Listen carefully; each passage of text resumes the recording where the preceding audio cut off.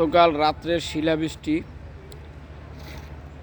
এরকমের শিলাবৃষ্টি আমি আমার ৪৫ বছর জীবনে দেখিনি।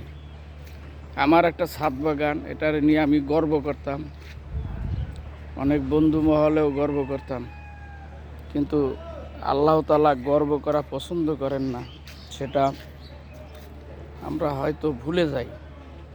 এই যে মরিচ গাছ, লেবু গাছ, পরিস্থিতি খুবই জটিল। এই যে টমেটো গাছ, দেয় খুবই খারাপ অবস্থা।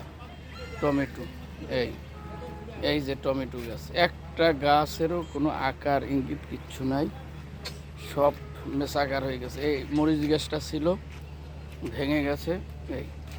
এই যে সব কিছু নিচে পড়ে আছে। পরিস্থিতি এতটাই ভয়াবহ যে বাংলাদেশে আগামীতে দুর্ভিক্ষ অনিবার্য। সেই জন্যই আমি কিছুদিন আগে একটা স্ট্যাটাস দিছিলাম যে দুর্ভিক্ষ অনিবার্য। অনেকে এটারে হাস্যকর হিসেবে নিছে। তো এগুলো আমাদের কোরআন হাদিসে সব ব্যাখ্যা দেওয়া আছে যে কি আসবে। আগামীতে ইমামুল মাহাদি আসবেন, তার আগে 3টা বছর থাকবে ধোঁকার বছর, যে প্রচুর বৃষ্টি হবে কিন্তু ফসল হবে না। নবী করিম সাল্লাল্লাহু আলাইহি ওয়াসাল্লাম বলেছেন, তোমরা 1 বছরের খাদ্য মজুদ রাখবা। এটা ইমানদারদের জন্য আগেই একটা বার্তা দেওয়া হয়েছে, কিন্তু আমরা তো আসলে মুসলমানরা তো আর মুসলমানরা না, ইমানের অনেক ঘাটতি। এই যে অবস্থা দেখেন, খুবই খারাপ অবস্থা, খুবই। এই গাছের পাতাও পর্যন্ত কি পরিমাণ যে শিল পড়ছে।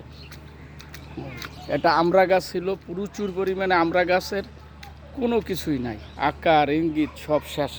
এই যে আমার কাঁঠাল গাছ, মানে মেসাকার, একটা মেসাকার যেরকমের, আমার তো মনে হয় ইরানি মিসাইল পড়লো এরকমের হয় না।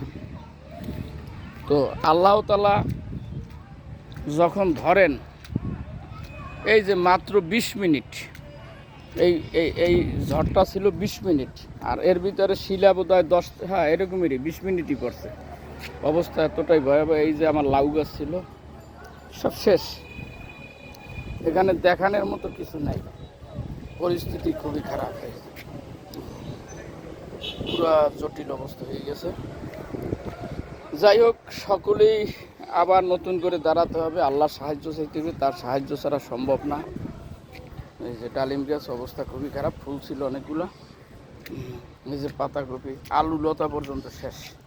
এই যে আম গাছের অবস্থা দেখেন, কোনো কিছুই নাই, এই শেষ। এই পরিস্থিতি খুবই খারাপ। সকলেই ভালো থাকবেন। আসসালামু আলাইকুম।